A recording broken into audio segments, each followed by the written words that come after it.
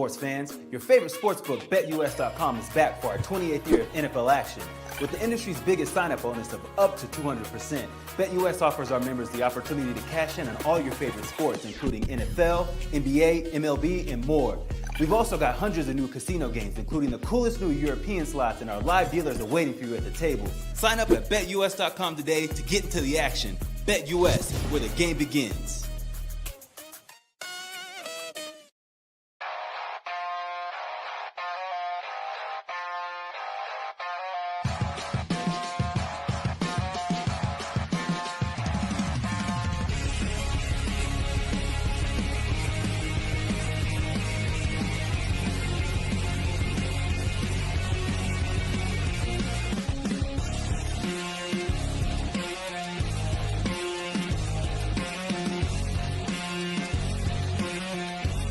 And now, broadcasting live from Las Vegas, the Snake Sports Talk Show with Jake Silva starts now.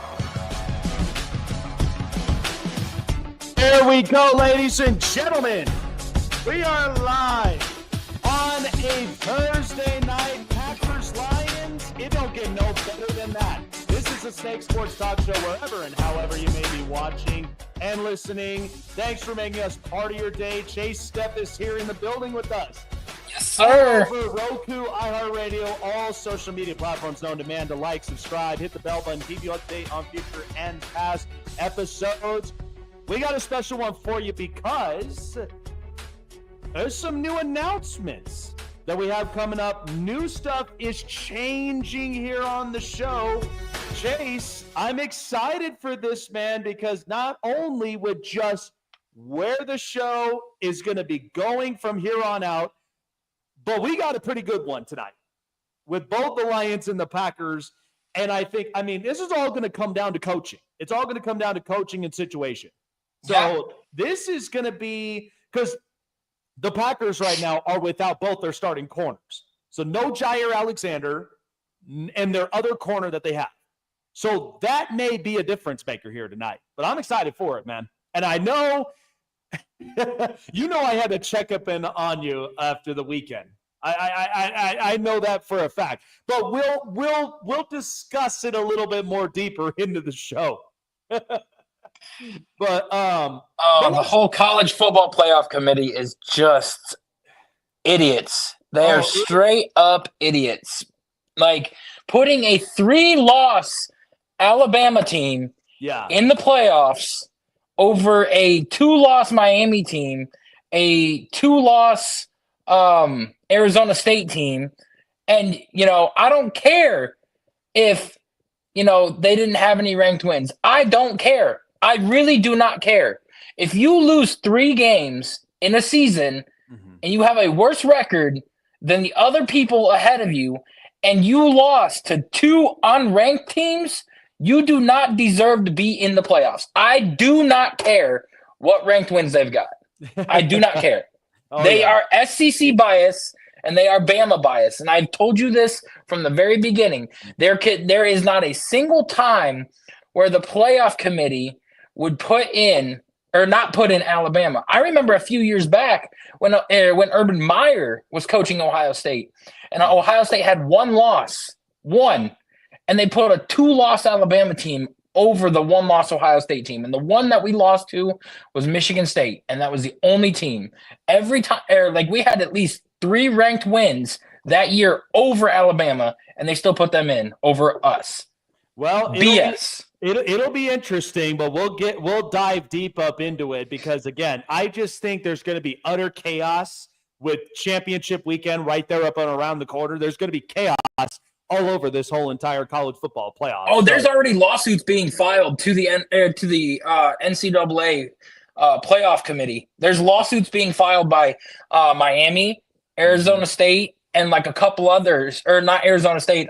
There was one other team that was outside of the top 12 that did not get in other than Miami. But there's at least 3 that are filing lawsuits to the NCAA playoff committee because they're putting Bama in over them. And because they deserve to be in there and have worked hard to get in rather than having Bama and Georgia in there.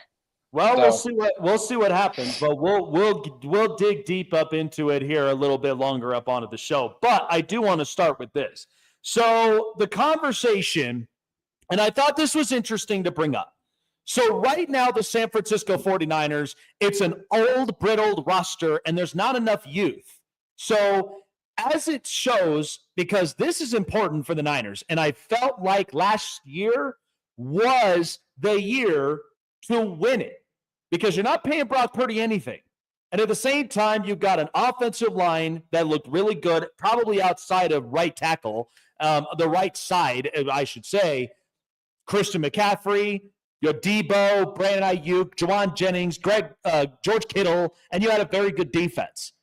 But right now, as it stands, and I know San Francisco fans, you probably don't want to end up hearing this, but I listen to podcasts every morning. Every day when I start my day, I listen to podcasts, and that's how I get my journalist mindset information, is I usually will listen to the top dogs. I kind of brainstorm, and that's how Chase and we get a lot of our information, and at the same time, we have our little teleprompt so that we keep our notes, and that's how we get we get a little bit more of our entertainment. But this conversation I was listening to on the podcast this morning, San Francisco is going to be in a rut because they've got a lot of players on IR, or they're just out with injuries. Christian McCaffrey, it looks to me his season's done. The other thing is you also have Jordan Mason. So that means Isaac Gurienda, the rookie from Louisville, now has to take all the snaps. The other thing is Trent Williams is hurt. Dre Greenlaw's hurt. Talanoa Hufunga's hurt. There's so many players. But then look into the rut that they're going to be in next year. Now, it's up to them whether they want to or not want to pay Brock Purdy. But we know he's going to be coming up in contract negotiations. That's normal for any other team. But I do not believe because of his physical capabilities and limitations, do I feel he's in the range of a Pat Mahomes, Josh Allen, Justin Herbert, say what you will, Trevor Lawrence, any of those quarterbacks that are making $50 million a year. I don't believe that is his price, if you really want to look at it from a realistic standpoint, because all of this is accounted from Kyle Shanahan's system. Brock Purdy, I said this in this show, he's just a much more mobile Jimmy Garoppolo, but he's much smarter with his football IQ, accurate when he needs to be, but that's his limitations. That's his ceiling. Not that physically gifted like Josh Allen or Burrow or Herbert or Mahomes. He's not that physically gifted. Okay, and we all would love quarterbacks who are that physically gifted that they're just so dominant like that. But Brock Purdy is smart enough that has a very good football IQ that can distribute the football and spread it. But the Niners did do the one thing that a lot of teams have done. You're not paying a quarterback right now. You still have him on a rookie contract. So build the team around him now to go and make a run before you pay the quarterback. For some teams, it's panned out. For some teams, it hasn't. And sometimes you may have to hit the reset button, or you retool. And I mean, look at what Buffalo's doing. Buffalo got rid of all the old existing injury-prone contracts from defense. They got younger on defense, and they also got rid of the drama in the locker room from the wide receiving core. So now you have Keon Coleman, Amari Cooper, Khalil Shakir, and you have a run game with James Cook. And they've also got at least a healthy offensive line. But Josh Allen is playing at his best. So this was something I was listening to, and this might shock you. What if, because San Francisco is going to be in such a deep rut, you have no idea. And I have visited San Francisco once in my lifetime. It's a very nice, NorCal spot when you're right there up in Santa Clara County. But this is not going to look good. They have a lot to think about, players to move on from, and they've got contract negotiations they have to deal with their roster. This is bad. But what is the thing that we've talked about with Kyle Shanahan? he can't win the big games. He shrinks in big spots, whether offensive coordinator or head coach. But what he does do is that his system is capable enough to work the offense. Only thing is, they play a lot of this 1970s football. Physical, run game, distributes to a lot of his weapons. That's what Kyle Shanahan's system is. And the system has benefited for both Jimmy Garoppolo and for Brock Purdy. But what the Niners have done is, because Purdy is the outlier, they didn't feel like they needed to go and get a quarterback. They didn't feel like they needed to get somebody who could get them over the top. Kansas City had Alex Smith, okay? And just picture this. They had Alex Smith, who was winning them games, who was spreading the football, who was moving the chains on offense. Do you really think that Kansas City was going to stay on with Alex Smith for very long once they drafted Patrick Mahomes? No. And remember, Kansas City, it took them 50 years until they finally won another Super Bowl, right? So you have to account for that. And that's where, with San Francisco, I think they kind of sat on this idea for very long. I love Brock Purdy. I think he's very smart, but he's not that athletically gifted. He's not. He's limited, accurate, mobile Jimmy Garoppolo. That's as far as he goes. I feel like that if you are Kyle Shanahan, and if this was to happen, because the Niners, it's an important game, but if they lose, you don't think a lot of that heat is on Kyle Shanahan? And if Kyle Shanahan, my guess is, lots of people have talked about this. What if Kyle Shanahan landed in Chicago? What does Chicago have? They have a defense. They have a quarterback. They have some weapons. They can go and get more, but they are not in a deep rut. Sure, the offensive line is not that solidified, but Ryan Poles, a former offensive lineman and now a GM, he could fix that. He sees the problem. But you're not paying Caleb Williams anything.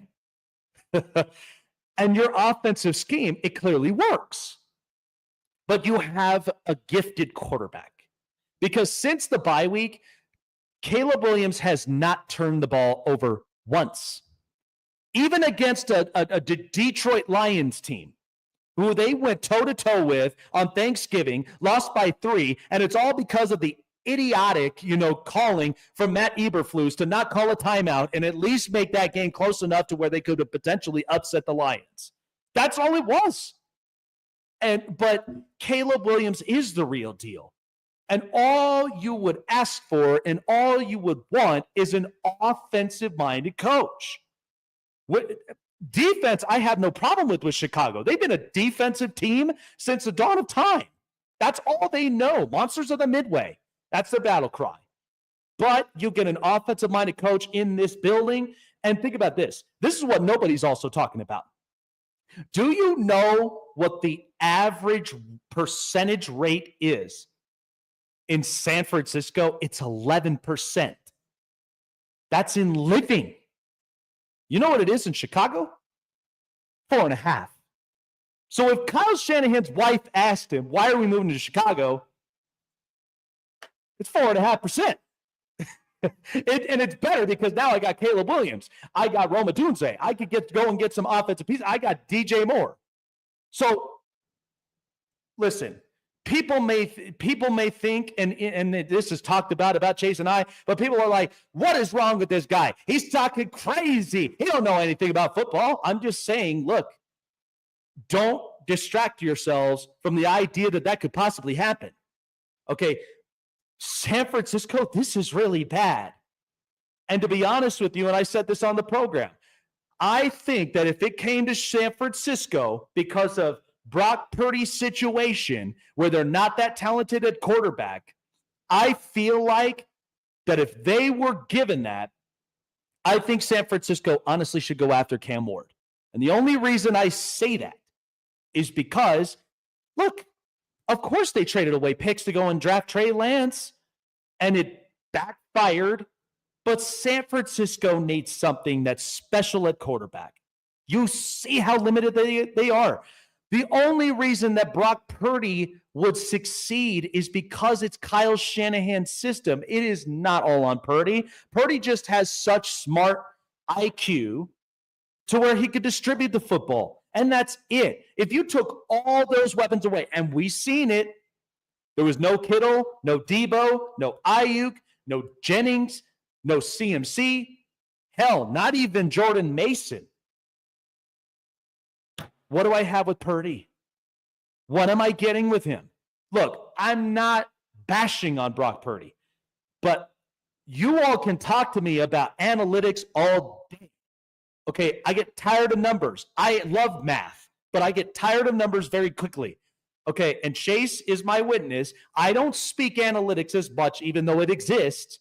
I speak manalytics. I know by what I see. I know by how I dissect the plays. And I know exactly what Brock Purdy's all about. All I'm saying is I think San Francisco is in a tough situation and they're in a tough spot.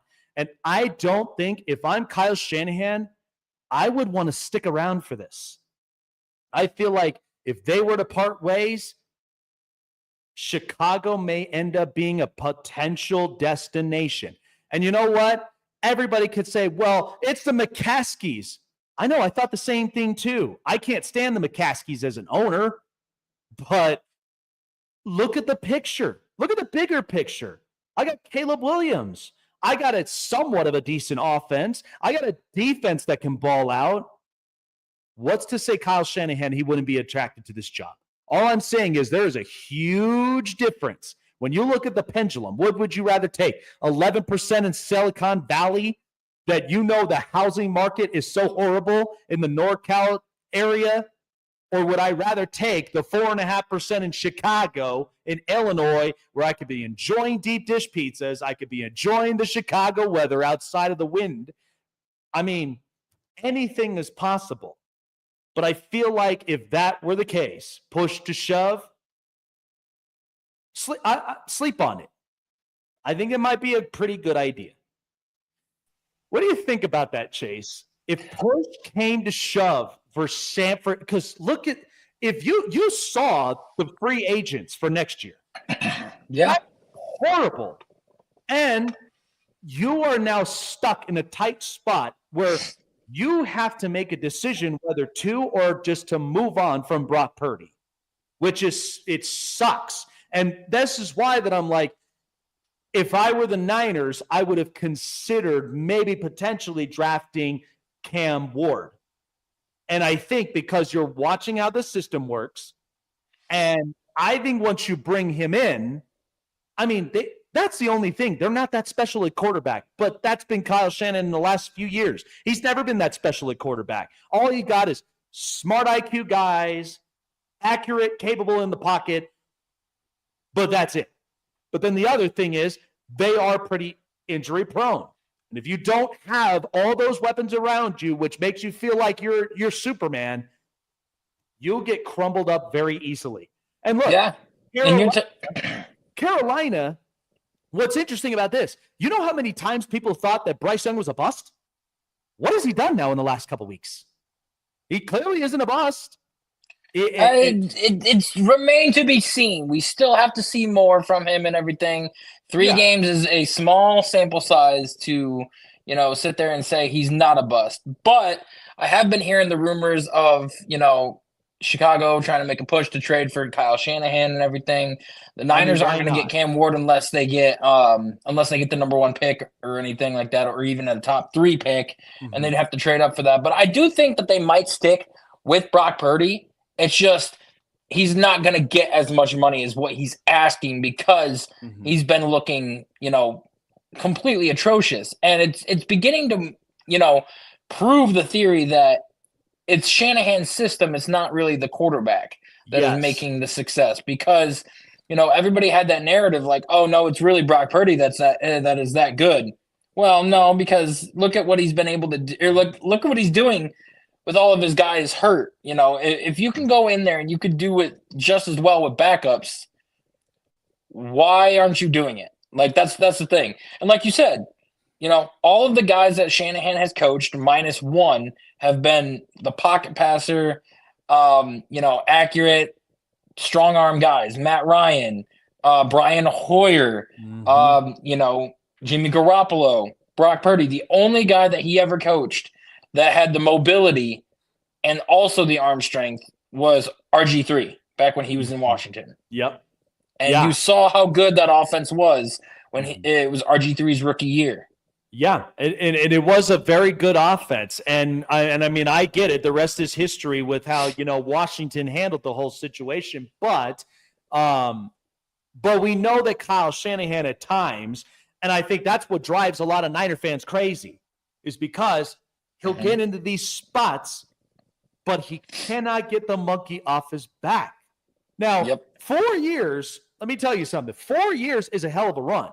To go to NFC championships and to go to the Super Bowl twice, it's a hell of a run. But if you cannot get over that hump, it does speak a lot about it. And they've never had, at least I think since, they've never really had a special quarterback since this entire time. And I think that's what really hinders the Niners a lot. Because I'll be honest with you, if I'm the Niners, right? If I'm John Lynch in this situation, and look, I'm not gonna put this all on John Lynch. John Lynch came in with the mentality, hey, we're not paying Brock Purdy anything. So what we'll do is we'll go get CMC. We'll start drafting up a lot of these players. We're gonna stack our team as much because we're not paying Brock anything. And all he's got to do is distribute to all these weapons, trust all these weapons, and then we'll see where it goes from there. But that can only get you so far until injuries now start to plague. There's inconsistencies. And then you start to say, well, is it really Brock Purdy, or it's Kyle Shanahan's system? Not especially quarterback, but is good enough to have a quarterback distribute to those weapons. Yeah, and there was talks that he was potentially going to lose his job after the 2021 season. Yeah. I mean, we kept hearing that Shanahan is on a very short leash. He's got one more year to prove that he can do it. And I think Brock Purdy was the saving grace for Kyle Shanahan because he was not a highly sought after quarterback. I mean, he was the last pick of the draft for a reason. Mm-hmm. And if anybody thought that he was worth anything, they would have taken a chance on him, so many picks before. And the reason why he works so well with Kyle Shanahan's system is because he fits the mold of the QB that Kyle Shanahan has coached. Yep. And not to mention, there was not a lot of film on Brock Purdy. So nobody really knew this guy or how well he was. And then when you had Jimmy Garoppolo get hurt and Trey Lance get hurt, in comes Brock Purdy, this, weird kid from Iowa State that's, getting thrust into the starting role and then runs away with it, gets them to the playoffs, gets them to the NFC Championship, ends up getting hurt, and then the very next year goes to the Super Bowl. Yeah, and that's the thing is because you also have to look at when you take the talent away, it says a lot about your identity when that happens. Because in the end, I mean, we're just so fixated because of the fact of look at all the stars they have. Nick Bosa, Dre Greenlaw, Fred Warner, Javon Hargrave. They got so many stars in a lot of positions that we tend to we're wearing blinders at times because we're not really seeing the real identity here. And I think because that can really screw up a person's perception of how we feel about a certain team. Okay, Josh Allen, we know, super talented, but the thing with Buffalo is that they needed to get rid of the idea that Josh Allen's Superman, he's got his cape and everything, and he has to go save the day. No, you still need an offensive line. You took away all the injury-riddled contracts on defense. Now the defense is younger, and they're stronger, and they're capable of playing. And now you got a healthy run game. You also took care of the drama in the locker room with Stephon Diggs, and now he's out there in Houston, and he's out for the season. But, I mean, look how much fun Josh Allen's having. So it's like, this is the thing, is that 65% of the league misses on quarterbacks. Okay, 65%. What does that tell you? Quarterback is the hardest position to figure out. But when you have it, doesn't life feel good? like when you have it. And so, I mean, that's the thing. Jim Harbaugh specifically took the Chargers. Why? Because Justin Herbert's stock was the reason the Chargers job was so good. Chicago, outside of the whole McCaskies and all the rest of the history up on there, Caleb Williams hasn't thrown a pick since the bye. So, and the offense needed to get better. But we know that after Shane Waldron got fired, offense looked a little different. But then it came to the pillar, which was the head coach, who we knew, listen, anybody that's needing a defensive coordinator, I'm making a phone call right away, but not head coach. He was not capable of being a head coach. And I think we all agree on that. But it shouldn't take away from the fact that you got Caleb Williams. That's your saving grace. Anybody would kill to have a superstar at quarterback like that. I mean, no, let's hold on the superstar. I mean, come on now. It's a rookie year. But you get what I'm saying. It's like you do have a rookie year. You're not paying him anything. And look, the offensive line we know is atrocious. Okay, Ryan Poles was a former offensive lineman, and he's a GM. He could go fix it. And Chicago does have money to pay you. So you could go get a couple offensive linemen. You could draft a few more because outside of defense, there are some very good offensive linemen in this draft. So you could go draft them, develop them, and make the offensive line a lot better. Because the quarterback, when they produce, is better when you have a very good O-line. And so that's why it's like when you have that O-line that makes you competitive for 5+ years, it makes a hell of a difference. And you could go get other weapons as you go. But I feel like this is not a terrible job in Chicago. I don't think this is a terrible job. You're not paying the quarterback anything. You got weapons. You got a defense. And you got a GM who's competent that he's going to put the pieces all there around you. All you're asking, don't make us boring on offense. That's all they're asking. Yeah, and that's why the job is so interesting that, there's rumors that Ben Johnson is even considering that job. My problem with Ben Johnson is, and look, I do believe in some coordinators to get a shot at head coach, okay? When you know it, you know it. But I just feel like with Ben Johnson, listen, Chicago's a very strong culture. And I know Ben Johnson is in a strong culture in Detroit. But here's the thing. I'm sure he's asking Dan Campbell questions of what it's like to be a culture setter. I mean, Dan Campbell, everybody looked at him crazy. But then look at how it's flourished because it feels so natural to him. Former player, understands it's a tough culture, and has to be the tone setter to get everybody hyped, get everybody excited, and then they play well. So, and it's not that easy to do. I mean, Jim Harbaugh has been doing this thing for a long time. And we know from San Francisco, he was hard-nosed, but once he was at Michigan and before he took this Chargers job, he lightened up because he had to relate to a lot of these players. That's the thing is you gotta sell a pitch for these players to buy in. But I just feel like there are some coordinators that I could just turn around and I can see the it factor with them as far as head coach, and I'm going to go like, he's got a shot. He's got a good shot. Not to bash on Ben Johnson, but I just feel like that's a lot on his shoulders. And we know Chicago, like New York, like Los Angeles, and like Texas, especially Dallas, those medias are harsh. So if you make one screw up, man, you are talked about on radio all week. That's just the reality of it. I mean, I see it with Ben Johnson, though, because, you see how a lot of his offensive guys, and not just offense, but, also defense does it too, but, the way his guys rally around him, and, I have seen times where you had Jared Goff calling a timeout and sprinting over into Ben Johnson and, just speaking with him, hey, this is what we need to do, and, after it was said and done, you see them just fist bumping and looking at each other yes, that was great.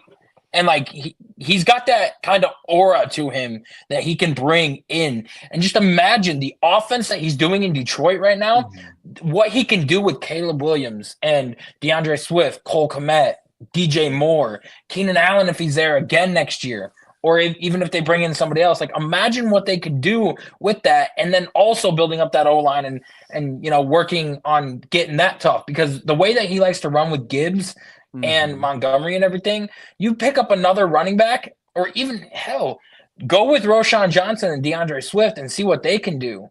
And now you got Roschon Johnson and DeAndre Swift. You got a so-called superstar at quarterback and everything. You could be looking at a potential high-powered offense and a team that can go toe-to-toe with the Lions every year. Oh, absolutely. Well, hell, not even just the Lions, but the Packers, the Vikings. I mean, you got 3 teams in the NFC North that are in the playoff picture.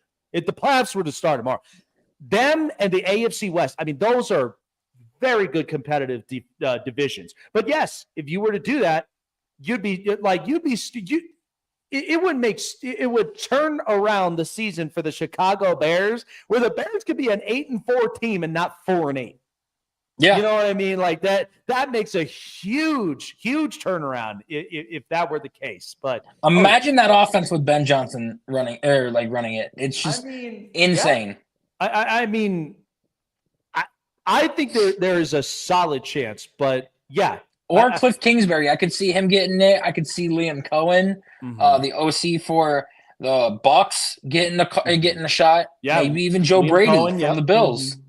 Yeah, see, I can make a case for Joe Brady, because here's what's funny about this is that he's had both the experiences from college and the NFL. Yeah. Like guys have bought into a lot of his system. You saw how well that LSU offense was running with Joe Burrow and with Jamar Chase and Justin Jefferson. I mean, that was a lethal offense. No one can disregard it. And then you're seeing with how the cleanup was, moving on from Ken Dorsey, and then you get Joe Brady up in here, and he cleaned up a lot of the act with Josh Allen, much like how Brian Dable did it. I can see the case in the argument for Joe Brady. I can too. And I know that a lot of, I wasn't really, keen on the guy at first and everything, because, he did go to the Panthers with Matt Rule, and obviously wasn't able to look very good over there. But then again, a lot of people didn't with the Panthers. Yeah. But then you go into Buffalo, and you are now the offensive coordinator, and that offense has been clicking. It's been rolling on all cylinders. And like you said, working with a guy that was fresh out of college and Caleb Williams, and coming from a school like LSU, working with Joe Burrow in that offense, and Jamar Chase, Justin Jefferson, and, Terrence Marshall, a whole lot of guys coming out of that system. Joe Brady, I feel like, would be a good, fit for them and bring a good offensive scheme to him. And I do think that the Bears are going to go with an offensive-minded head coach after they've had a defensive-minded one for the past 5 years. Yeah, and they should. And then, like I said, defense has never been their issue. They can figure that out. But offensively has not been it hasn't moved me to go and put the television on and go, oh my God, this offense is great with Caleb Williams. It hasn't moved me. You know what I mean? And now if you get an offensive coordinating coach there to move the offensive side of the ball, Chicago would be so entertaining to watch. I mean, Fox networks would be televising a lot of these games. They probably would actually get primetime games if that was the case, because the offense looks so good. But, like I said, it's a future thing. It's down the road. We're almost there to the end of the season. But there's a lot of plans. And you know what? We like thinking about bigger plans. So, for those of you, as you know, holiday season is upon us. And we're already just 20 days away from Christmas. You want to get the perfect gift, right? Perfect gift that is always going to put smiles on everyone's faces. And you know what? The perfect gift of it is getting the best seats in the house at the most affordable price this holiday season, whatever it may be. That's either going and seeing your favorite artist at your favorite concert venue. I mean, listen, if anybody ever comes to Colorado, you have got to experience Red Rocks Amphitheater for yourself. I'm telling you, any show, it is amazing. And I trust my partners at SeatGeek for this, because SeatGeek has given me the guarantees without having to upcharge, because we know inflation sucks, but they give me the best price and they give me the best seats in the house to enjoy the best experience, as why they are one of the most trusted ticketing apps for your next event. Or, I mean, I just saw a Broncos game, and the best seats there, watching Bo Nix in that offense and all around in the stomping grounds of Mile High. It was a lot of fun. But that's where SeatGeek can take care of you for your next event. Check out SeatGeek for yourself, SeatGeek.com, and download it on your mobile device through Google Play and the App Store. But before checkout, this is my gift to you. Please use it for jolly sake. Use promo code SNAKESPORTS, $20 off of your first purchase of your first ticket as a special gift to you. For all your giving support of the show, I'm here to gift it to you as a way of saying thank you for all your supports and thank you for trusting SeatGeek for your next event. SeatGeek.com, promo code SNAKESPORTS, $20 off. Use it. I'm telling you, it's the best gift that you could possibly get around.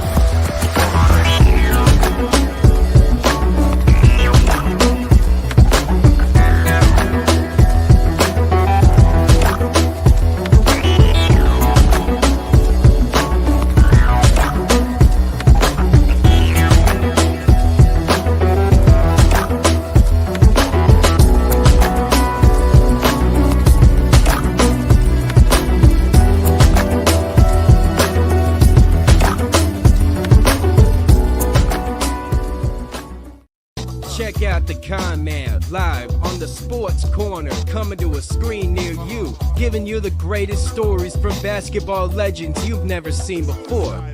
Sharing their glory, building the toughness, and how they show off their swag. But only one man knows all that, and that's the Con Man. Join Michael Conceição, the Con Man, at the Sports Corner, Fridays at 5 p.m. Eastern, 2 Pacific on Sportsway Network. Snake Sports Talk Show is sponsored by Muscle Tech, with hundreds of supplements and vitamins to choose from, all packed with 100% all-natural proven ingredients. You can be sure that Muscle Tech will give you the edge and the boost to train and look like your fit and healthy best, whatever your goals are. Try Muscle Tech today and use promo code SNAKESPORTS to save 30% off your purchases. So, we really got Chase excited for, the college football playoff. Listen, it has been chaotic, but I love it. I love it. This is why that we have the 12-team playoff, is for this exact reason. So I apologize for my listeners here, but for my audiences. So this is what is updated as of this week. So the college football playoff, it's listed where from 1 to 25, you got Oregon, Texas, Penn State, Notre Dame, Georgia, Ohio State, Tennessee, SMU, Indiana, Boise State, Bama, Miami, Ole Miss, South Carolina, Arizona State, Iowa State, Clemson, BYU, Missouri, UNLV, Illinois, Syracuse, Colorado, Army, and Memphis. So this is what it looks like from 1 to 25. But I know a lot of you are saying, why the hell is Alabama back in the playoff? The only way that I can break this down to you, and because we know the committee always makes this kind of decision. But let me ask you something, okay?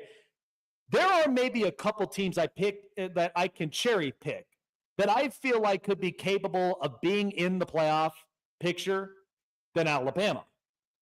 South Carolina, by the way, is outside looking in, and I love their defensive front. Anybody that's even watched South Carolina, look at that D-line. It's physical. It's very good. The only down part is it's not enough consistency up on offense. But when they do, they play very well. Now, I can make a case for Arizona State, but the only way Arizona State would get in is to win the Big 12, period. Okay, they got to play. And Arizona State's in the prime spot because that running back that they got back-to-back weeks had 3 tutties on the ground, back-to-back weeks. And listen, I've interviewed one fellow player, CJ Fight, who's playing on the D-line for Arizona State. They are a really good program, and they're heating up. They're getting hot. I feel like they are a team that could definitely make the playoff, winning their championship. So championship weekend's really going to stir the pot a lot more. But I'll be honest with you. I don't think when it comes to Miami, okay, I don't think they have that much of firepower. But I think because of that, the ACC, the only way that, because again, Miami, the second that they lost, now it's Clemson and now it's SMU. And SMU, I feel like, could run with the ACC. Because if Miami was playing a lot of the consistent football, I would have said, oh, Miami's in here, no problem. But because of that loss, it did hinder them. And SMU is heating up much like Arizona State. That's why I feel like with them and Clemson, I guarantee you it'll be a great championship game, but I feel like SMU has that capability to where they can go in and they're going to be playing very well. Now, Indiana, the saving grace for them is because a lot of the shakeups. Alabama lost. Tennessee was kind of in a hard rut, and Miami lost. Indiana at least has the saving grace from there. But Curt Cignetti, he's a very good coach, and I believe that this Indiana program will be competitive for the next few years because they knew they could not let him go. They did not have a very good, competent coach for years. They've always been a basketball program. But Indiana now is showing the relevance. But listen, the case for Alabama, who else are you going to put in there? Look, I like BYU, but when they play tough, competitive teams, BYU is a completely different program. And they got upsetted by Kansas. And Kansas, who loved playing spoilers, did that to them and did that to Colorado. Okay, Kansas is not that terrible of a program. They know how to upset people, and they know exactly how to be in these big spots when the opportunities present themselves. So you could go ahead and freak out all you want. I know Chase is getting overexcited about this, but this is why college football needs a CEO for these particular reasons. Because if you're going to have lawsuits and you're going to have all this other stuff, you could go ahead and try all of that, but they're not going to care. Okay, this is the reality of it. Okay, we know the committee is going to do whatever it takes to justify Alabama being up in there, because who else are you going to take to Alabama? Okay, who else are you going to take? There's not a ton of programs up in there. And like I told everybody, is that this is like the Met Gala. You are meeting with the toughest competitors. I mean, look at it.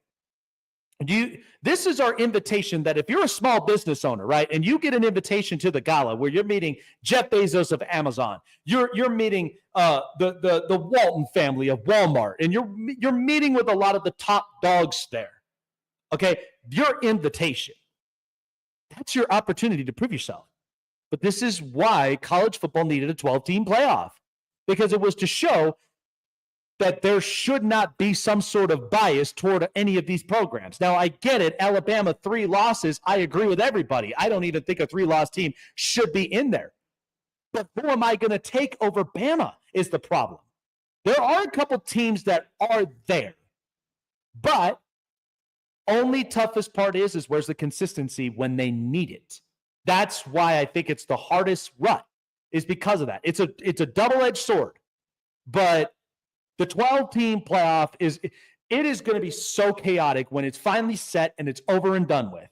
Because imagine this, and I was talking with somebody off the air, and I'm like, could you imagine if we had a college football champion, if it was Boise State or it was Indiana? Do you know how many of those committee members would be scratching their heads and figuring out, how in the hell did Boise State win it all? How in the hell did Indiana?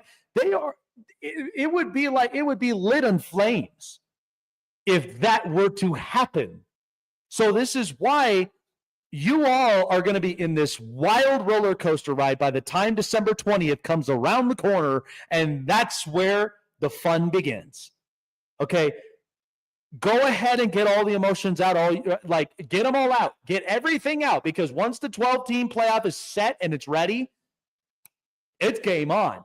The chaos is going to be so incredible, but again, look, I've watched Ohio State, and I felt like, and this was in the last episode I talked about, but that was the most horrendous loss from Ryan Day. He loses in the first round, he should be fired. But you know what? That coach Mac Brown at North Carolina, he's moving on, and there's going to be a couple of other coaches there. But here's the other thing. Bill Belichick, I'm also hearing, has visited with North Carolina. It's a visit. Don't get your hopes up. But there can be some coaches, but they're going to have to find the right coach. That if this were the case, they're going to have the right coach, because this is a big program. Ohio State, they're fancy. You know, they got such a good offense, but they don't play a ton of hard-nosed football. Not a ton, and that's their problem. And that's where Ryan Day gets sensitive of it. Okay? But you know what? Use that offense. Use that as juice, because that game against Michigan, you know Michigan is a blue-collar type of program that they're going to smash-mouth you, and that's what happened. Ohio State can't possibly put their head in the sand and start crying wolf, because they're just that pretty on offense. Who cares? You got a very good dual-threat run game. Use it. So I'm just saying there is a lot to think about with this college football playoff, but we are all here for it as it begins. When I'm telling you, this is so much chaos. I'm strapped in. I got my popcorn ready, and I cannot wait for it. Chase with the news. This is the hot press. Oh, you're excited, bud. I know you are, but look, I'm being serious and honest, because again, that is everyone's frustration. Or are you going to take over Bama? I would take Miami over Bama. Miami, you could see. Miami would win head-to-head if you put them together. And then not only that, South Carolina lost by two to Bama. If you play them again, South Carolina is winning. Clemson would beat them. This is not the Alabama of old. This is not the Nick Saban Alabama team. This is not the Alabama team that's going to turn the tides and roll over everybody. This is a crappy, horrible Alabama team that people are looking at as like, oh, this is the saving grace of the college football playoffs. No! I would take any of the three, Arizona State, South Carolina, Miami, all of them over Alabama at this point. And the committee, I've been saying time and time again, this confirms their bias. And you say that, they don't care about these lawsuits. It's college football. They care about their money.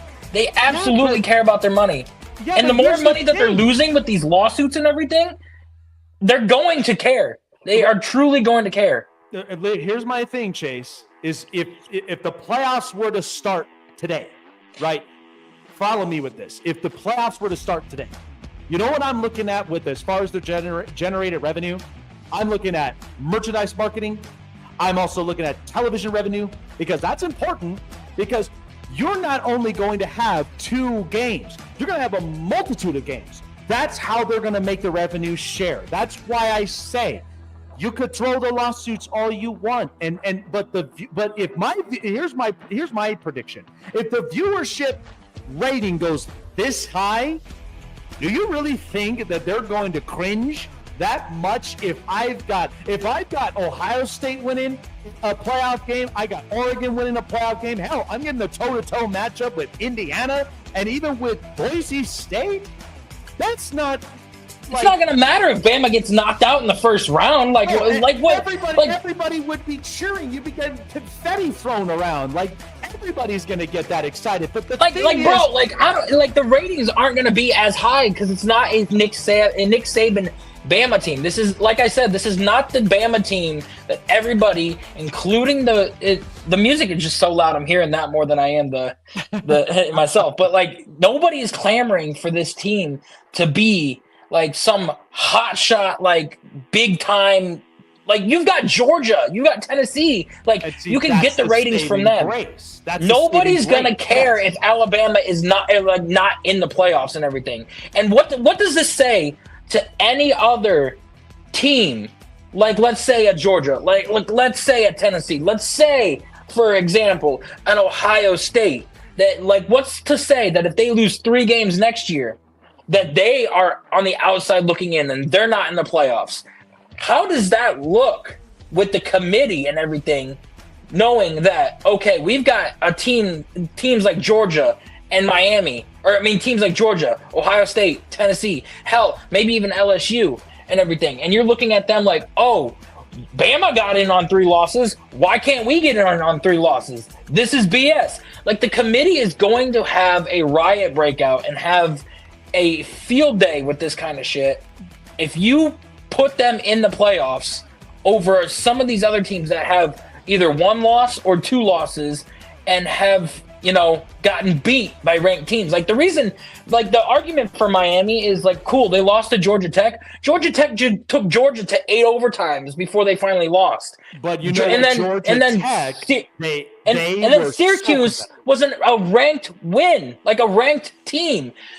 You didn't have Oklahoma as a ranked team.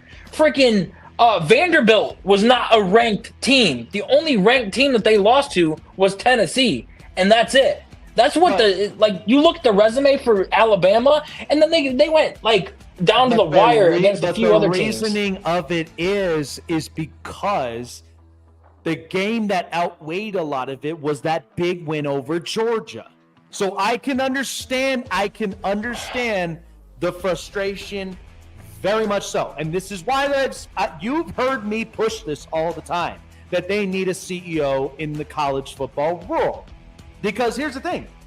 There are programs out there, and you've seen it, where they've got GMs for their own respective programs. Why? Because they need some kind of manager in this, especially when you got the NIL and the transfer portal and you got all this other stuff happening.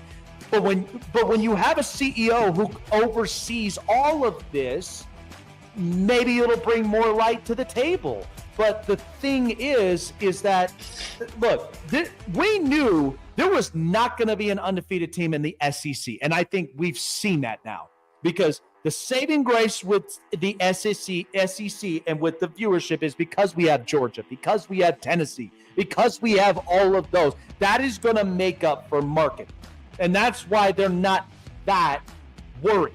This was the whole reason why the 12-team playoff was designed, was because, if we stuck to the 4-team, it would be outrageous. We would be back to Florida State again, like back-to-back years. We would be back into that again. But again, the whole point of that is that Michigan should have been the team to play Georgia that year instead of TCU. And that's why they don't want to make that mistake again. And it's nothing against what TCU's done. They've had an amazing season, but you saw how drastic the viewership dropped when Georgia's boat racing them the same way they boat raced Florida State. Like, that's just the reality of it. I know it's frustrating, but nobody's going to want to see a Georgia-Bama matchup again. That's the problem. But this is why with the 12-team playoff, that's not always guaranteeable. Hell, you could have a Boise State upsetting, either one of these teams, but that's what's going to bring the thrill. That's what's going to bring, because again, if you want to extend this playoff, that's insanity. But that's where you really need a CEO if you're going to do that. But this, you say that the viewership's going to skyrocket. I think a lot of people, the only fans that are going to watch that Alabama game are Alabama fans and the fans of the other team. So I'm not going to sit there and watch the Alabama game. I'm not going to.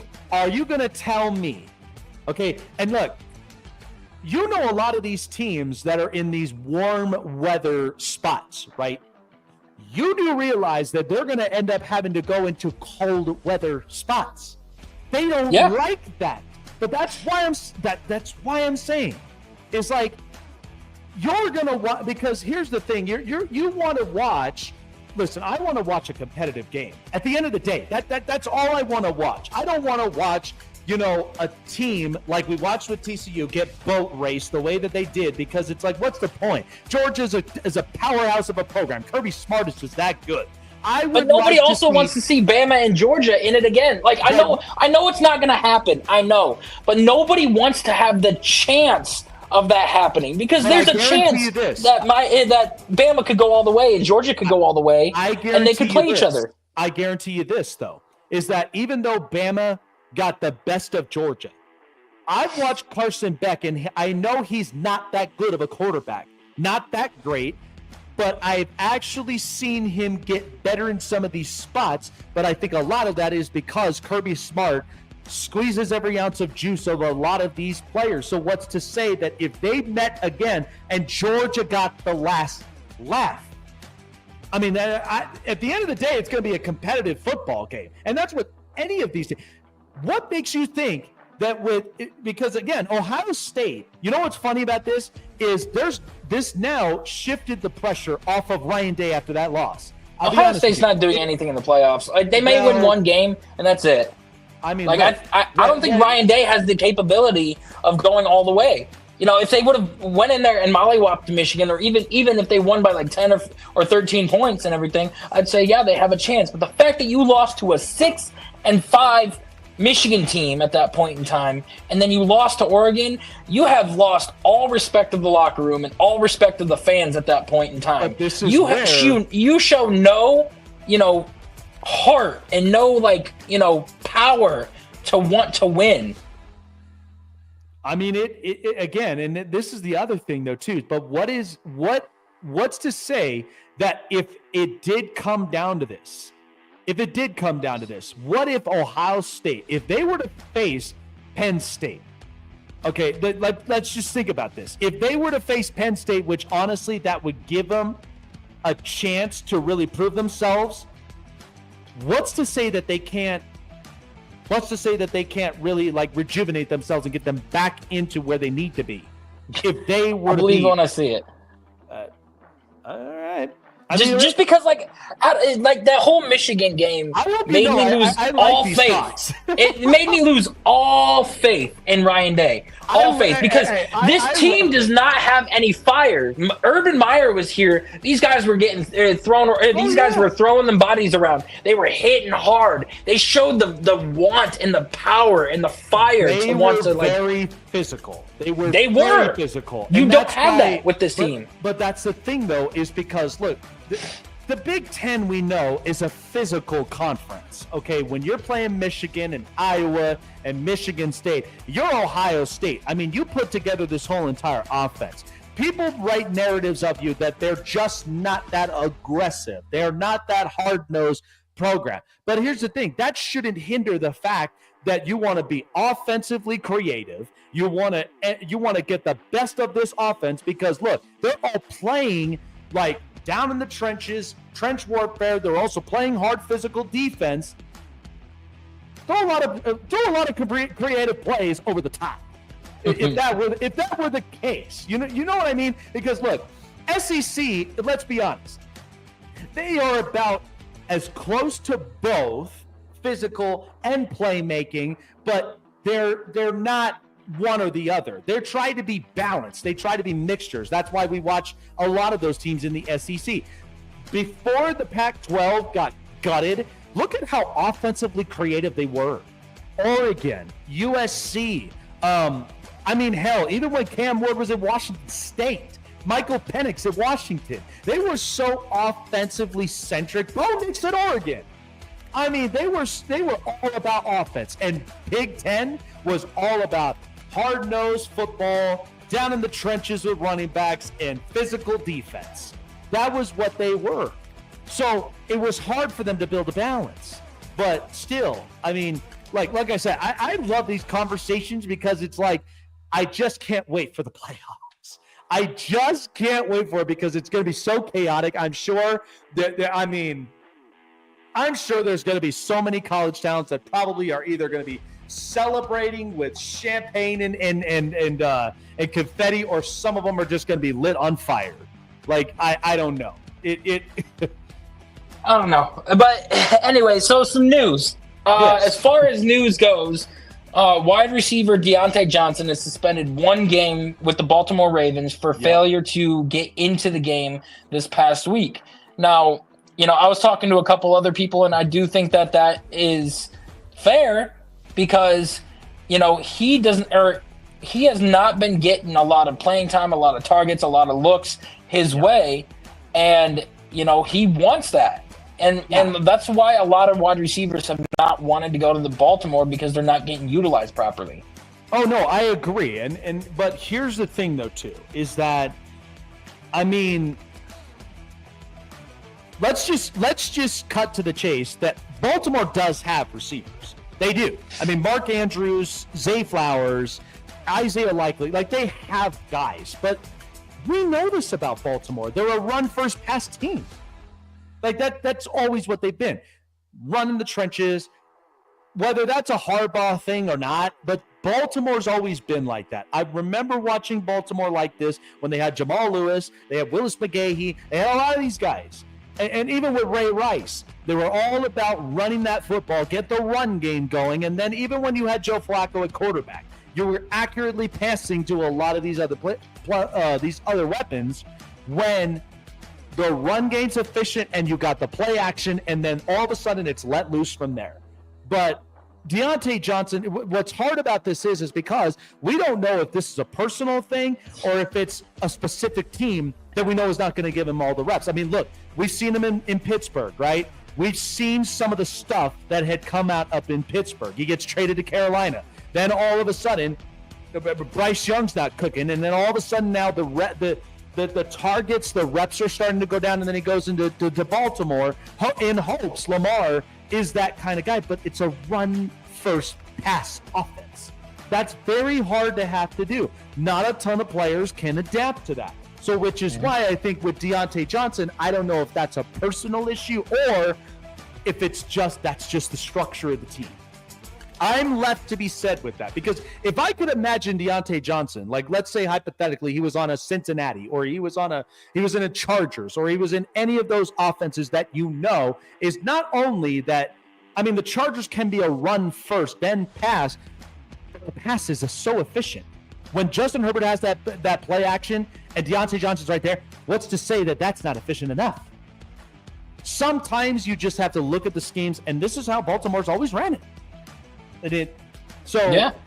Like I said, I'm holding the door on that thought, because I'll know by that point that if I look at some of the antics with Deontay Johnson, and this is a constant thing, then I say it's a personal issue. But because this is how Baltimore is schemed, I'm holding that door. I'm not going to make that kind of judgment call yet until I actually see him in a different scheme like that. Yeah, no, I totally agree. Now, on the terms of suspension, we did see another player get suspended this week for 3 games. Yeah. And that's Azeez Al-Shaair for the hit that he had on Trevor Lawrence. Yes. Now, that has raised a lot of controversy for a lot of former, NFL players like Richard Sherman and, a lot of guys on First Take, and then including Micah Parsons on his podcast, trying to defend the defensive players. And, it's saying that these quarterbacks and, should be held accountable because there's a lot of them that do fake sliding or a fake throw and then fake slide and then keep going. And the defender whiffs on them and then they get chewed out because, they just let them go by or they whiffed on them. Do you think that there should be a,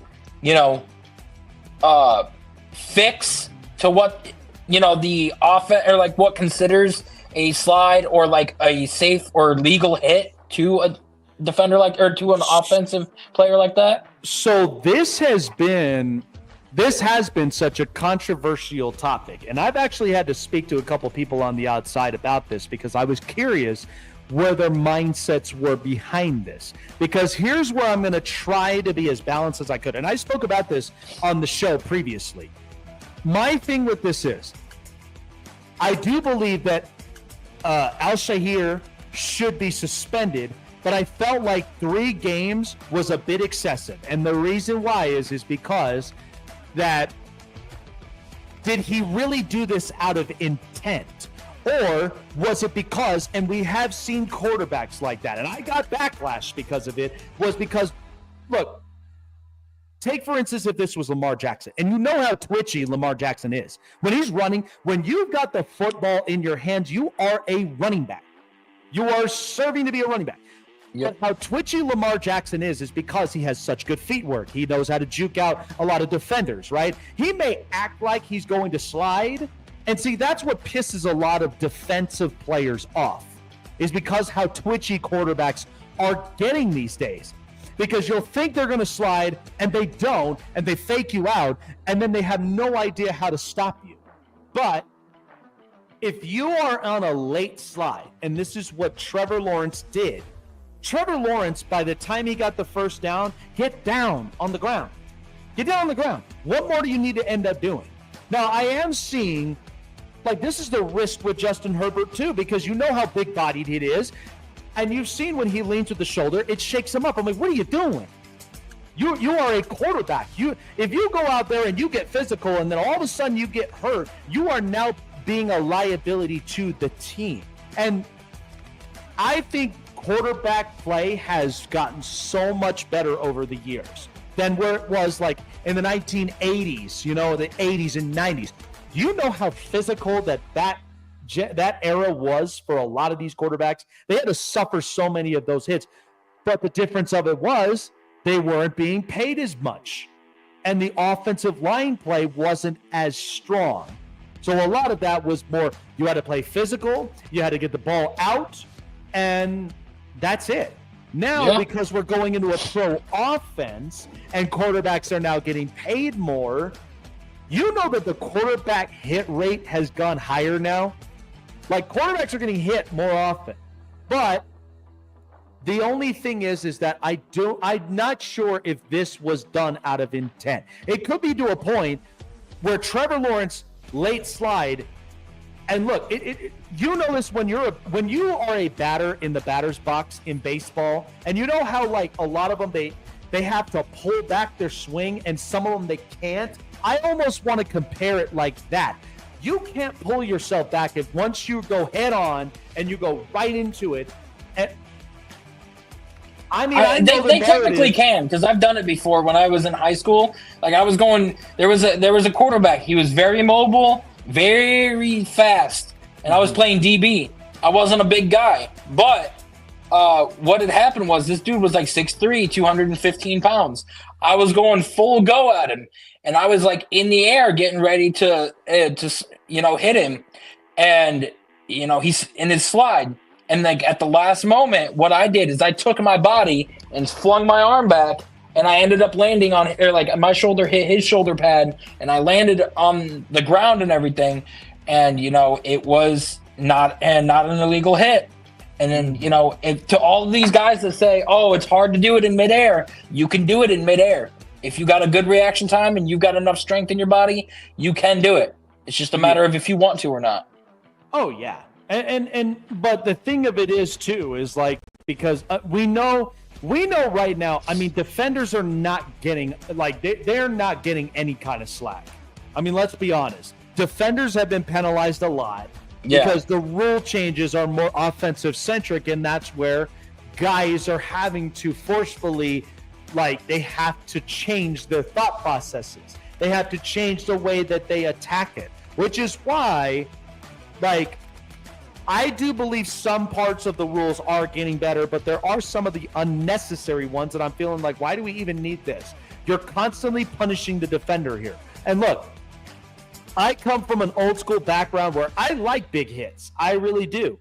But I'm not going to be the kind that's going to be like, oh yeah, take his head off, because then you're going to call me morbid. Okay? Like, I have no soul in the world. But I do like big hits. I like tackles. But the only thing is, this league just can't get that soft, is all I'm saying. But in this particular situation, I think we have gotten better with as far as the concussion rating and the protocol, because a hit to the head, and even you see this in college football, targeting, right? Once you lean with the head, you know that you're basically targeting that player. But if you're kind of getting your head up, right? And you saw this with Elijah Moore. Remember how shook up he got when that clearly looked like a targeting hit? I mean, that was so controversial. But I feel like the league has gotten better with hits like that. They do occur, but I think with this kind of controversy, I think part of it is quarterbacks need to learn how to slide. Quarterbacks also need to learn the timing of sliding, because you do not need to put your body in that kind of situation. You're a franchise quarterback. I'm paying you $55 million a year. I'm not paying you to get physical with people. I need you to distribute the football, lead our team downfield, and then let our defense do the rest. Yep. Okay, that's it. And I'm like, I'm not going against the fact of quarterbacks being mobile. I'm not saying that at all. All these quarterbacks nowadays are mobile because they're there to extend the play. But when you go in like that and you tuck the football in, you are a running back. Sorry, but you are a running back, and you're going to be susceptible to hits like that. But do I feel like this was done out of intent? I don't know. But all I know is that, yes, it was right to suspend him, but I think it was excessive of the amount of games that they suspended him. Yeah, the league always cracks down on suspensions and makes them more egregious than what they need to be. And then some other players, they need more than what they're giving out. And, they just need to be consistent with it. Moving on to the last bit of news that I've got. And it is baseball news, actually. For those that do not know or have not been paying attention with the offseason moves that have been made so far, yep, 2 major pitching moves have been made. Blake Snell to the Los Angeles Dodgers and Luis Severino to the Oakland Athletics. Well, now not even Oakland anymore. Now they're just true. The A's. But so, okay. I was talking about this a little bit on the show previously, and this was my ending segment, because people were basically crying wolf, burying their head in the sand, because the Dodgers are spending more money than us. We can't compete. That's a load of crap. You want to get mad at your owner, okay? And then they were all like, let's implement a salary cap. Do you realize who you're benefiting if you implement a salary cap? You're benefiting the owners who are screwing you because they're not spending the money they should. That's why I'm like, stop with this whole antics because of the Dodgers, okay? The Dodgers are doing the one thing that I think is now becoming a new trend in Major League Baseball. They're defer comping these monies, and it's not illegal. Where in that is that illegal? I work in a government sector. You know this. We have the option to defer comp. Why? Because I'd like to put my money aside so that when I'm done working 30 plus years of my life, I have something that is not taxed. It's all guaranteed money, right? And so I'm going to get paid with this in the end. Same thing with pensions. That's how pensions work. If people don't know about this, do some research on government jobs. You will probably thank both of us later. But that's what the Major League Baseball is doing. But the Dodgers, of course, like anything else, the Dodgers are a big brand. They get Shohei Ohtani. But you know what the Dodgers are doing? They deferred comp literally almost all of the money that Shohei Ohtani wanted because he wants a title. But what they're bringing in is they're bringing in the international money that come out to see Shohei Ohtani. But you know what? You want to know what's a crazy stat? They were not the most spent team in Major League Baseball, by the way. After deferred comps and everything, they ranked 5th. You know who was the top? Yankees. Yes. New York. And that's the thing. That's the thing. People say that we can't compete. When the Yankees tried buying all of their roster and tried just paying all the money to these, guess who came in and beat them with that stellar roster that they had? It was the Houston Astros. Why? Because they built from their farm system and built from the ground up. You can pay all the money in the world to these players and everything and to bring in a super team, but if you can't build from the ground up and you can't compete that way, you are not going to be successful in the long run. I'll give you a perfect example. How many times have people said about the Padres organization, how frugal that they were because they didn't end up spending the money? Hello, Xander Bogaerts, Juan Soto, Fernando Tatis, does that ever ring a bell? Machado? I mean, good God, they did the one thing that, because look, once the Chargers left, everybody was invested in San Diego Padres. Okay, and then once they opened the checkbooks and the ownership stopped getting frugal and they stopped getting stingy, that's where teams get competitive. You remember after that 2014 World Series when James Shields was a hot commodity? Yes. James Shields, the owner of the Padres said that, the GM was just like, hey, I want to go get James Shields. It's going to be a little bit more than what it is. They got James Shields. They got Matt Kemp. They got Justin Upton. Yep. The owner was just like, I don't care. I want a title here. Go spend as much as you need. And here's the other thing. Look at the Miami Marlins back then when they paid for Heath Bell. They paid for Jose Reyes. They paid for a lot of these guys. And listen, does it pan out? Not all the time. Because we've seen that's where the Marlins, they tore themselves apart. Because once they started getting a lot of their farm system guys through and went into the major league level, that's where they started to get competitive again. Now, I'll make the argument, I felt like, I knew with Giancarlo Stanton they weren't going to keep him long. But I felt like the Christian Yelich and the Marcell Ozuna, that was one that I was just like, look at how torn apart you are. Now, again, I think the hardest part is that they haven't, well, I can't say that necessarily because we got Sandy Alcantara, but when we had the late Jose Fernandez, that was so hard. And then Sandy Alcantara comes around, and now they got another ace again. But still, the point is, and Steve Cohen is figuring this out too with the Mets. He did the same thing. He went all in. He went and got Francisco Lindor. He ended up going and spending all this money, and look at how it backlashed. Now he's starting to kind of take a step back, and he's saying, okay, I'm going to spend the money, but I'm not going to go that ridiculous with it. And here's a perfect example. This Luis Severino thing. That's what really shocked me. Because that's 3 years, $67 million. That is the highest contract that the A's have ever paid. So you know he's frugal. You know that John Fisher can spend the money, but he chooses not to. Why? Because, listen, I have choice of words, but I can't say this on this network, but you know what I'm talking about. This is why the A's analysts, the Oakland fans, they were so pissed at John Fisher. This is why they wanted him to sell the team. $2.2 billion ownership, and this is what they do. Yep. Wow.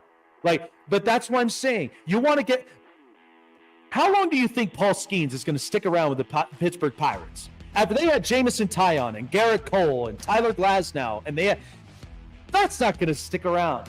But that's because of Pirates ownership. That you want to get mad, don't be mad at the Dodgers, be mad at your owners.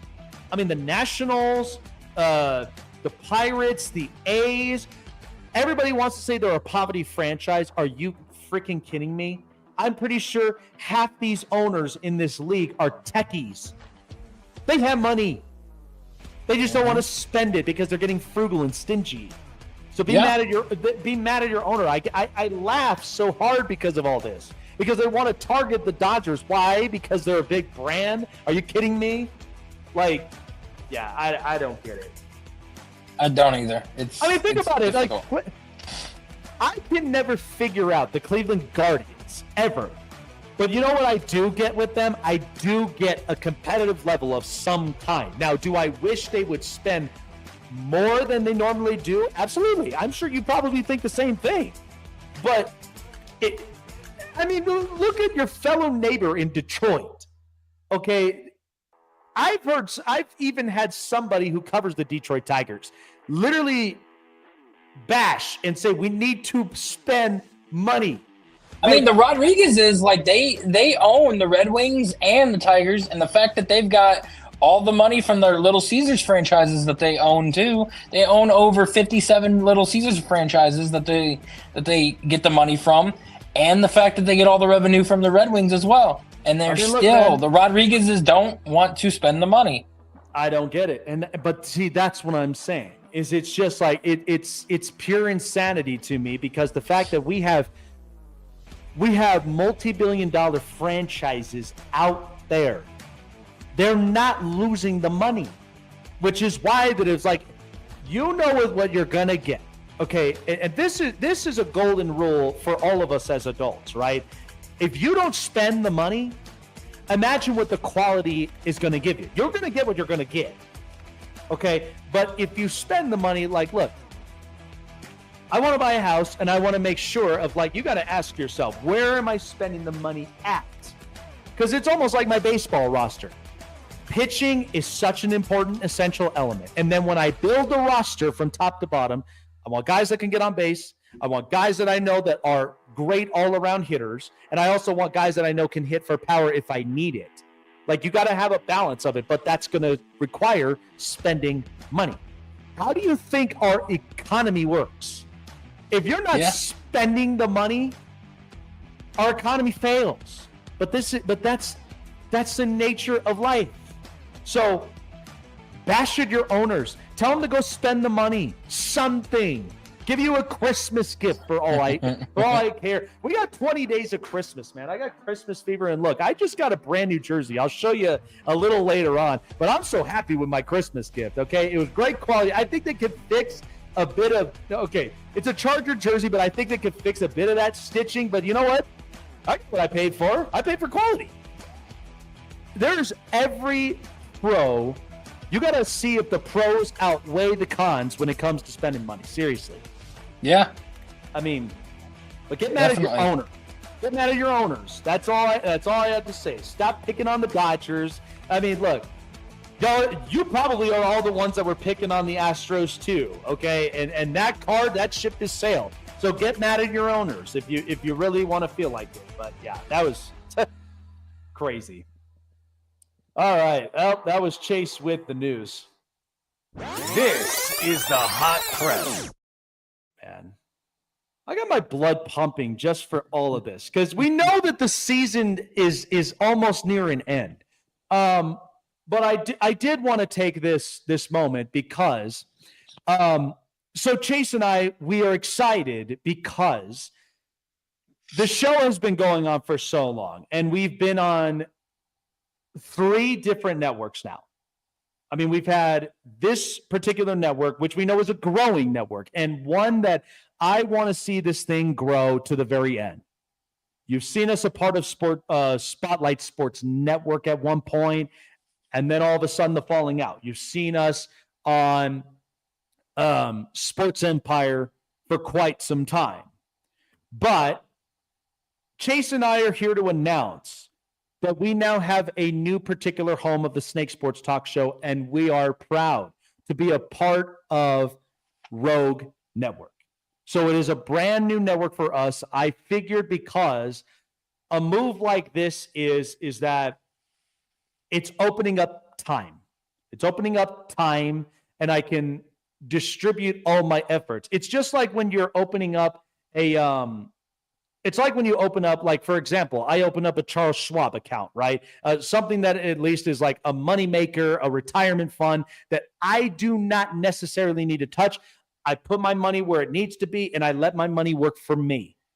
So at this point, I'm putting my show in a place where I know is manageable. I know is something that the growth will be fantastic.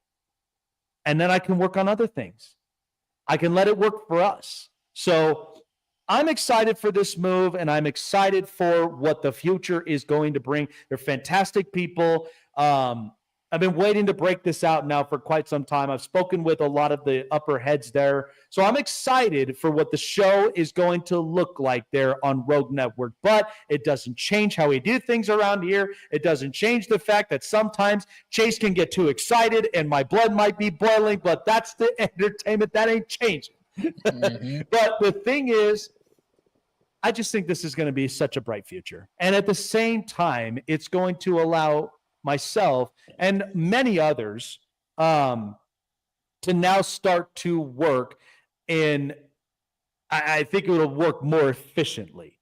At least I know that I have a better manageable space that can help this show out to grow while I'm still working on future endeavors in the long run. So I'm excited about it, Chase. I mean, look, you are new into this, so you are officially in this now. And I have had I've had co-host after co-host. You are actually the fourth co-host I've had on the show. And I've had some that have worked, and yet life just happens. And so to have this will be very exciting. I think the windows of opportunity are going to be endless. So to be a part of it, Rogue Network, they're a great network. They've got great innovative minds there, and they think just the same as we do. We're not all about just, because we know what the competitors are, but we're not about just focusing on those competitors. We're focusing on the quality of our show. What am I doing right? What are we doing wrong? And some of the other things, because we're here to get better every single week. So I'm excited for this. I think the windows of opportunity are going to be larger. I think it's also going to, it's just really going to grow in so many different ways. So I'm excited to see this thing go. But it doesn't stop us, and it doesn't stop me from focusing up on the other things as well. But we figure we give this show a more manageable home, and something that I think it works out perfectly for all parties. But we know everybody at Sports Wave Network, we will always have the quality shows. We will always have the quality we'll always have the quality minds that work behind the scenes, and also that host the shows on this very platform. So yeah, man, this is going to be an exciting ride. Can't wait for it. But for everybody on Sports Wave Network, I know everybody's going to miss this show, but doesn't mean that there isn't another open opportunity in the long run. I think what I may plan to do is, for the sake of it, so they know who the creator is of this very network, there may be an experience show, but it'll be much more exclusive rather than it being a live show. So that's what I'm excited about. So again, not going to change many things, only just the slight changes from here. So yeah. I mean, what have been your thoughts on it? Because honestly, I'm excited for it, and I know you're still fairly new, and you are my apprentice here, okay? A young Padawan, all right? You're learning from a lot of this stuff, but I know that your mind is sharp, and there's always room for improvements no matter what.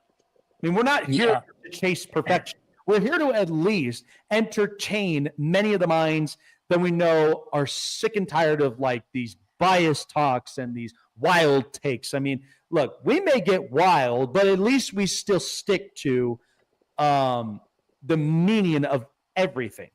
So yeah, and for me, like, I've been just, this year I made it a point to try to watch more college football and everything, and I'm glad that I did, because my college sports knowledge was good when it came time for the combine and pro days and the draft and everything like that. But I've never really seen these players play. So I'm just like, I want to sit down and actually watch a lot of college games that are involving a lot of these, high draft picks and these prospects that are coming through. And I'm glad that I was able to sit down and do that this year. And I know that things are busy with my career and me trying to actually get it, off the ground and get it started and everything. I just try to make time for the podcast as much as I can, and I'm glad to be a part of it and glad to be on it. So yeah, and and what's funny is because we know close to the end of the year, and we'll do this, of course, too, with the show, is we all have New Year's resolutions. So I know yours is definitely watching more college football, kind of understanding the whole platform of it. I feel like part of my New Year's resolution for this show in particular is because there is a book out there that explains about the playbooks. So I make it a point for me to study and master all these plays because I would like to be under the helmet in the huddle and really explain in detail so it makes a little bit more sense when it comes to play design.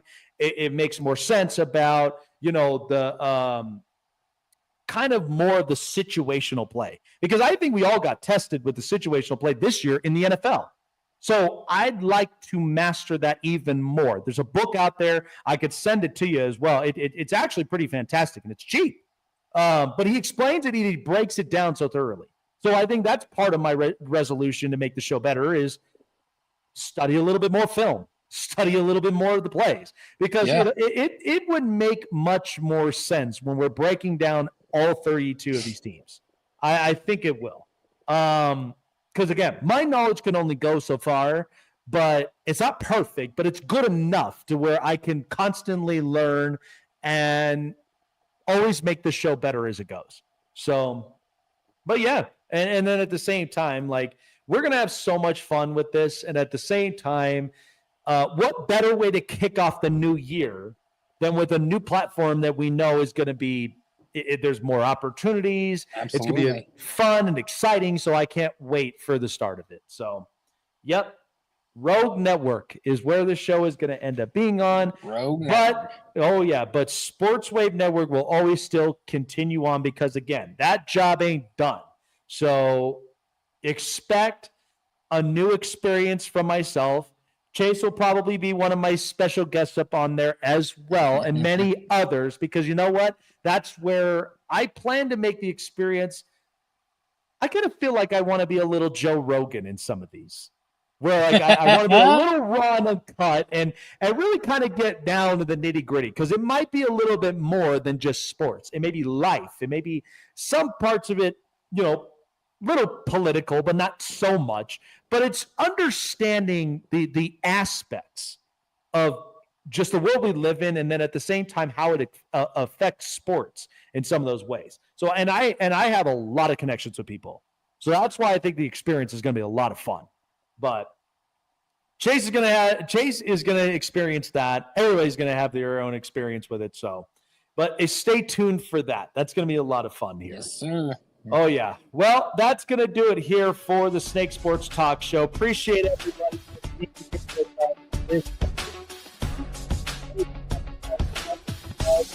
$50 or more into your deposit.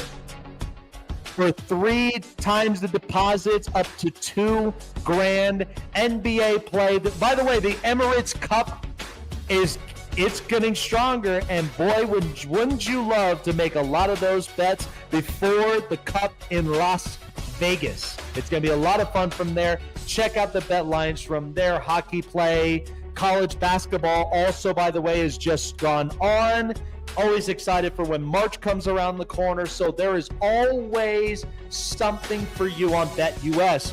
Check them out for yourself. Gambling problem, call 1-800-GAMBLER.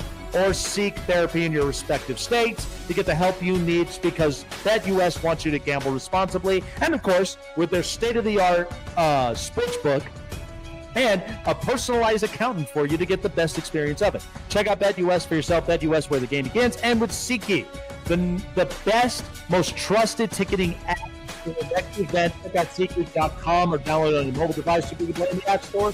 $20 off when I swear to you, use the promo code SNAKESPORTS. You will not be disappointed. It's the perfect holiday gift to give from our family to yours at SeatGeek.com. Promo code SNAKESPORTS for $20 off of your purchase of your first ticket. With Chase and myself, we'll see y'all. My predictions, by the way, I got the Lions tonight because the -3 looks cooking. But we got more picks tomorrow. See y'all later, and we'll see you on the next episode of the Snake Sports Talk Show. Take care, guys.